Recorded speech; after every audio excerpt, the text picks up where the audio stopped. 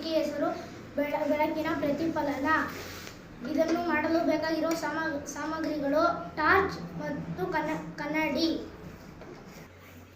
ಕನ್ನಡಿ ಮೇಲೆ ಟಾರ್ಚ್ ಬಿಟ್ಟಾಗ ಟಾರ್ಚ್ ತಿರುಗಿ ವಾಪಸ್ ಬರುತ್ತದೆ.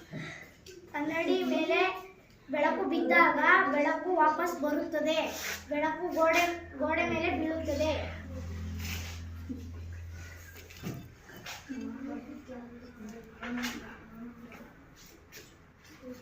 ಇದನ್ನು ನಾವು ಬೆಳಕಿನ ಪ್ರತಿಫಲನ ಎನ್ನುತ್ತೇವೆ.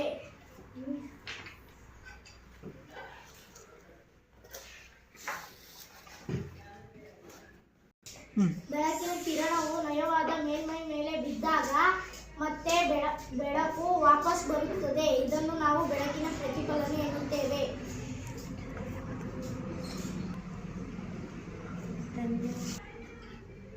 ಧನ್ಯವಾದಗಳು.